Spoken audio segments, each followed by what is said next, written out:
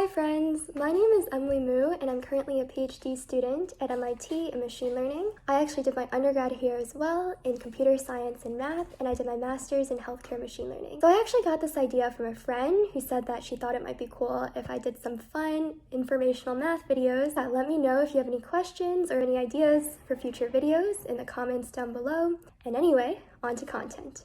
Welcome to the first session of 5-Minute Math with Emu. So today what I want to talk about is the Monty Hall problem. It's actually one of the most famous paradoxes in math, and it's basically kind of a probability paradox. And so the Monty Hall problem states, let's suppose that you're on a game show and you have the choice of 3 different doors. So we can say maybe you have choice of door 1, door 2, and door 3. And behind one door, we know that there's going to be a car, and behind the other 2 doors, there's goats. And this is again assuming that you like cars more than goats, like most people. And so let's say that you are on this game show and you pick a door, say number 1. So this is your door. And the host, who knows what's behind all the doors, opens another door, let's say door number 3. And behind door number 3 is a goat. Excuse my very poor drawing of goats. So the next question is, he says to you, do you want to switch your door? As in, do you want instead to pick door 1 to pick door 2? So the question then becomes, is it to your advantage to switch? So people's most intuitive answer is that they don't want to switch. But in fact, what math has demonstrated is that the best answer is in fact to switch. So today I want to talk about why this is true. So let's imagine again that we're at the beginning of our problem. What are the possible scenarios that we could possibly have? So let's imagine we have door 1, door 2, and door 3. So before we get any information whatsoever, there's 3 possible scenarios that could happen, right? So the car could be behind door 1, the car could be behind door 2, or the car could be behind door 3. And again, all the rest of the doors are filled with goats. So in the second and third scenarios, what we understand is that the host must open a door that has a goat behind that door.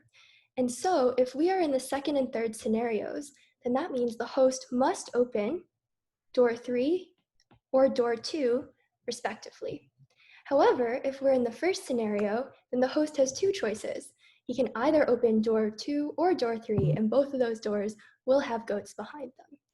And so the question now becomes, is it better to switch our guess to the door that the host did not open? And what we can tell from this chart is that it in fact is better, because we know that if we switch, we get the car in both scenarios 2 and 3, because we will switch the door with the car. If we stay with door 1, we in fact get a 1/3 probability of winning. However, if we switch, we get a 2/3 probability of the car. I think one way to think about this that actually might improve your understanding of this problem is thinking about a slight variation on the Monty Hall problem. So let's suppose that you're on this game show, and again, you have the choice of these 3 doors. So you know that so it's the same situation. Behind 1 is a car, and behind 2 are goats. This time, the host opens one of the doors and shows you that there's a goat before you select a door. Does it matter which door you pick now? So you think that this is similar, but it in fact is not exactly the same. Let's go back to our 3 initial scenarios. This time we don't really have switching because we don't pick a door before the host opens one of them. So let's say that the host opens door number 2.